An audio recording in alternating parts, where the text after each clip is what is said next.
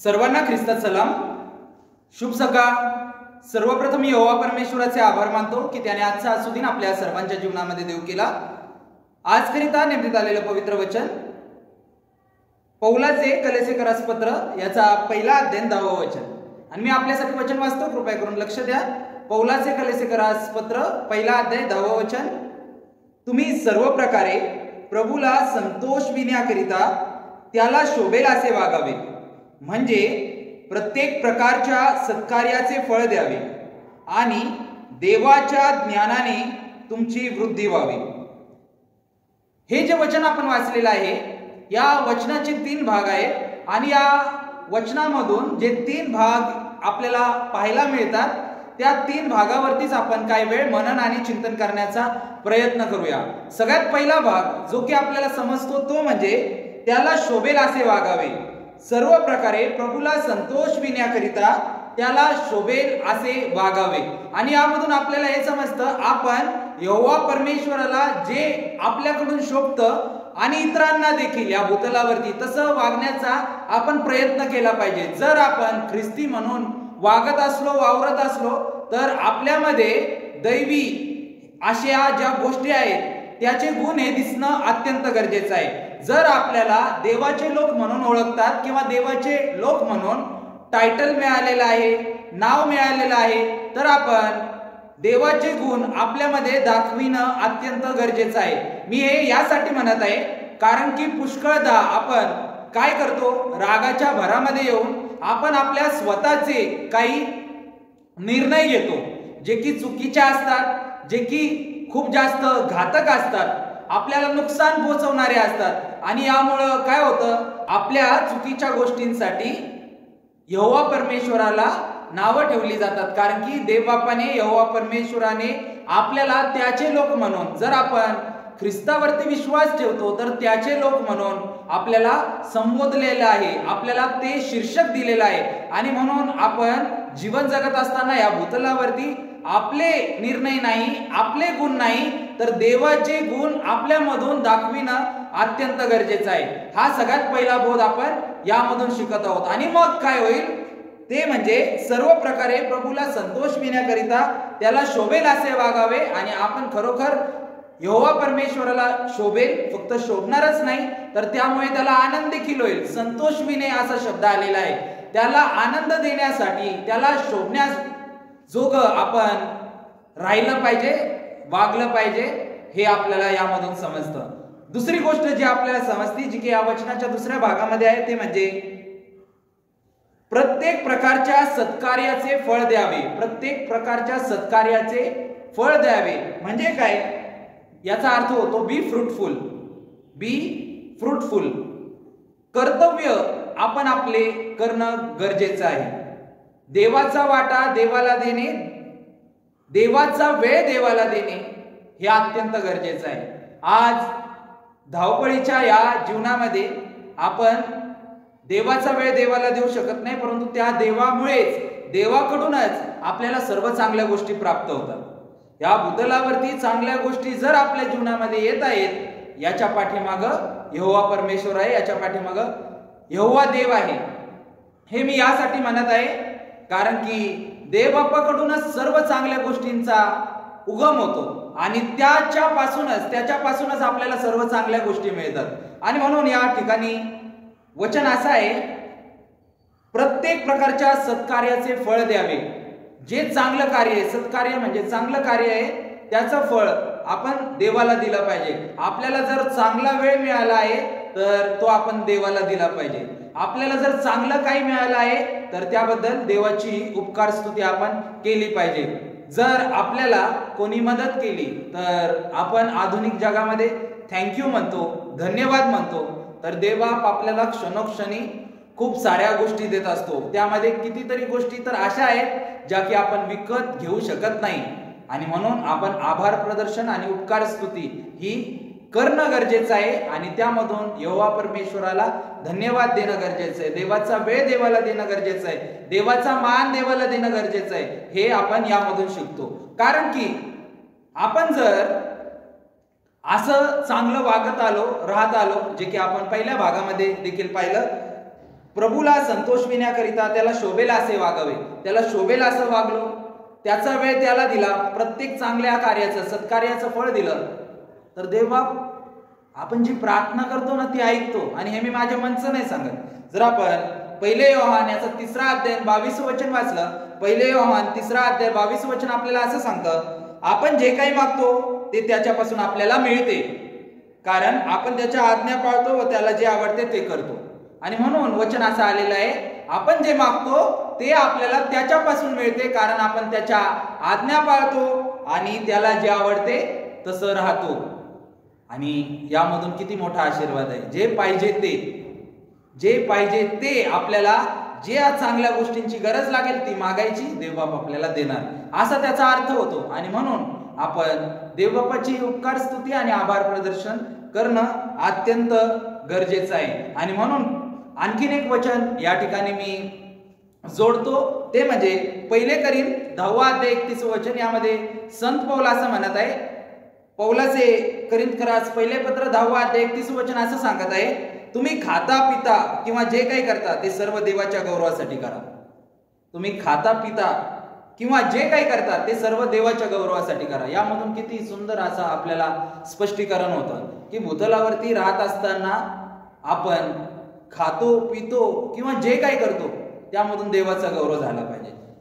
या पहिले करीन 10 अध्याय जे 31 वचन वाचलं त्याच्याच पुढची जर 2 वचनं वाचली आणखीन स्पष्टीकरण आपल्याला मिळतं. 32 आणि 33 वचन असं आहे, यहुदी हेलेनी व देवाच्या मंडळी यांच्यापैकी कोणालाही अडखळविणारे होऊ नका, तर जसे मी सर्व गोष्टीत सर्वांना संतोषवितो व त्यांचे तारण व्हावे म्हणून स्वतःचे हित न पाहता पुष्कळ जणांचे हित पाहतो तसे तुम्ही करा. संत पौल आपल्याला पवित्र शास्त्रामधून असं सांगत आहे. पवित्र शास्त्रामध्ये हे वचन आलेलं आहे. म्हणजे काय, खातो पितो जे काही करतो ते देवाच्या गौरवासाठी करा. आणि त्यानंतरचं वचन आहे, जे काही करतो त्या करण्यामध्ये कोणालाच अडखळण होता कामा नये. ख्रिस्तियांना देखील आणि ख्रिस्ती इतरांना देखील कोणालाच आपण किंवा आपली वर्तणूक अडखळण होता कामा नये. आणि म्हणून आपण ख्रिस्ती या नात्याने पूर्ण विचार करून आपले हेतू आपली वर्तणूक ही अशी ठेवली पाहिजे, जेणेकरून त्याचा इतरांना, ख्रिस्ती तर असो किंवा ख्रिस्ती असो, त्याचा त्रास होणार नाही किंवा त्याचं अडखळण निर्माण होणार नाही. आणि आपल्या वर्तणुकीने आपल्या वागण्याने संत पौल म्हणत आहे, मी सगळ्यांसाठी संतोषकारक असं वागत होतो, सगळ्यांना धरून राहत होतो, तसं तुम्हीही राहा, परंतु त्यामधून त्यांचं तारण होईल या गोष्टी साधा. आणि आपण देखील तशी भूमिका घेतली पाहिजे. यामधून यहोवा परमेश्वराचा गौरव होईल, आपल्याला आभार प्रदर्शनाची आणि आपल्याला उपकार स्तुतीची क्षण ही लाभतील हे आपल्याला समजतं. आणि तिसरी गोष्ट जी या वचनामधून आपण शिकत आहोत, पहिली गोष्ट आपण जी शिकली ती म्हणजे त्याला शोभेल असे वागावे. दुसरी गोष्ट जी शिकलो आपण ती म्हणजे बी फ्रुटफुल. तिसरी गोष्ट जी आपण शिकत आहोत ती म्हणजे देवाच्या ज्ञानाने तुमची वृद्धी व्हावी. देवाच्या ज्ञानाने तुमची वृद्धी व्हावी. हे जे आपण पहिल्या 2 भागामध्ये वाचलं, त्याला शोभेल असं वागावं, सत्कार्याचं फळ द्यावं. आणि जर असं करत राहिलो तर आपली वृद्धी ज्ञानाने होईल. आपली वृद्धी 100% ज्ञानाने होईल. वचनच आहे, देवाच्या ज्ञानाने, साधं सुद्धा ज्ञान नाही तर दैवी ज्ञान, देवाच्या ज्ञानाने तुमची वृद्धी व्हावी. आणि देवबाप तसं करेलच, आपली वृद्धी होईल. आणि म्हणून जर ह्या सगळ्या गोष्टी आहेत आपल्या जीवनामध्ये, देवबापाचं ज्ञान आहे, तर देवबाप आपल्याला प्रगती पाथावरती आणू शकतो.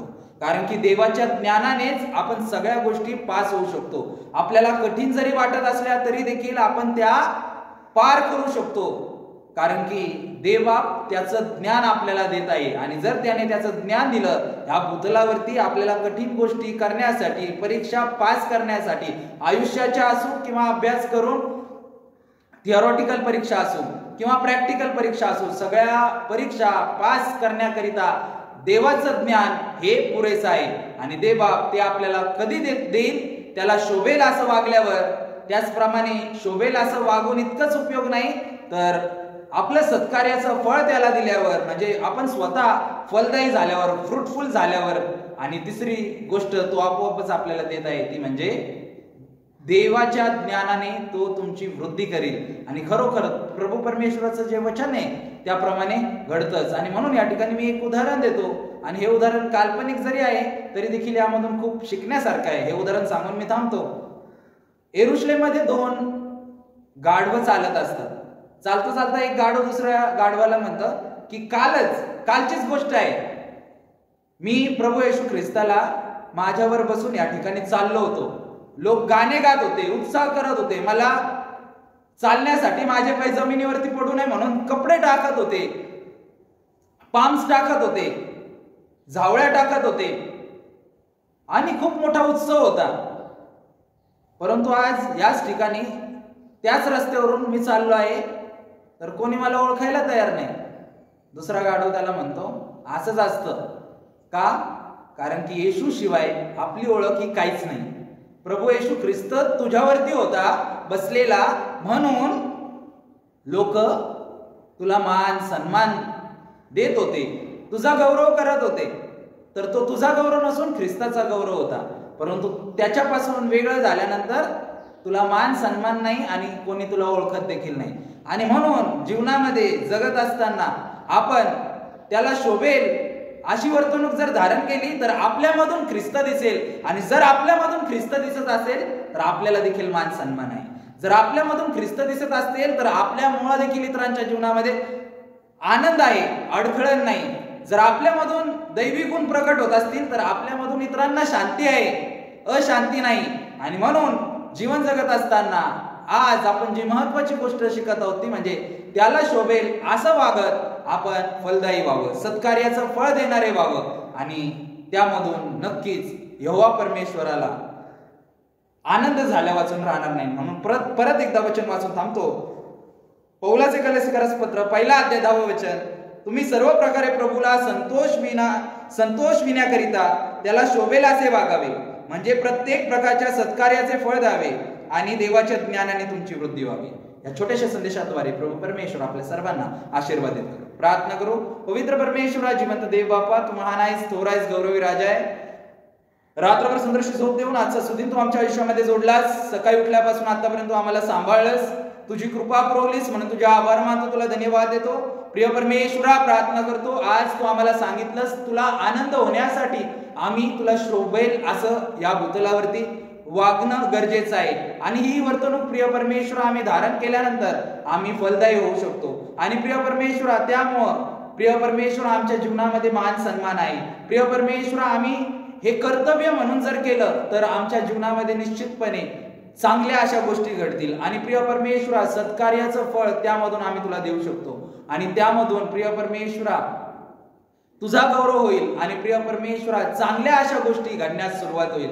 आणि या चांगल्या गोष्टी आमच्याकडून तू स्वतः घडण्यासाठी आम्हाला त्या पात्रतेचं बनव. प्रिय परमेश्वरा प्रार्थना करतो आणि यानंतर निश्चितपणे तू जे वचनामधून सांगितलेले आहे त्या प्रकारे आमच्या जीवनामध्ये करशील. तू आम्हाला तुझ्या ज्ञानाने, देवाच्या ज्ञानाने आमची वृद्धी होईल. आणि तुझं ज्ञान आमच्यामध्ये असलं, आमच्याकडे असलं तर या भूतलावरती आम्ही ज्या ज्या कठीण गोष्टी आम्हाला वाटतात त्या सर्व अगदी साध्या सोप्या पद्धतीने हँडल करू शकू. प्रिय प्रभू, यासाठीच आम्ही तुझकडे ही प्रार्थना करत आहोत. जर काही चूक, अपराध, पाप आमच्याकडून झाले असतील त्याची तू आम्हाला क्षमा कर. आणि जे काही योग्य प्रकारे केलेले ते परमगौरवामध्ये उंचवून घे. पुन्हा एकदा या प्रार्थनेच्या शेवटी मागतो तुला शोभेल प्रिय परमेश्वरा, तुला आनंद होईल अशीच आमची वर्तणूक तू करून घे. आणि त्यामधून प्रिय परमेश्वरा आम्हाला सत्कार्याचं फळ देता यावं या पात्रतेचं तू कर. जसे आहोत तसे तुझ्या अधीनाने स्वाधीन होतील. लहान नम्र प्रार्थना धन्यतारक उद्धारक प्रभू येशू ख्रिस्त याच्या प्रिय गोड गौरवी नावात मागतो म्हणून तो ऐकू द्या. आमेन. आता सर्व बुद्धी सामर्थ्याच्या पलीकडे असलेली देव बापाने दिलेली शांती तुमची अंतकरणे आणि मनी देवाच्या व त्याचा पुत्र येशू ख्रिस्त याच्या ज्ञानात आणि प्रीतीत राखो. आणि तो सर्व समर्थ देव जो बाप, देव जो पुत्र आणि देव जो पवित्र आत्मा ह्या त्रैक्य देवाचा आशीर्वाद तुम्हा सर्वांवरती आता आणि सदा सर्व का असो. आमेन.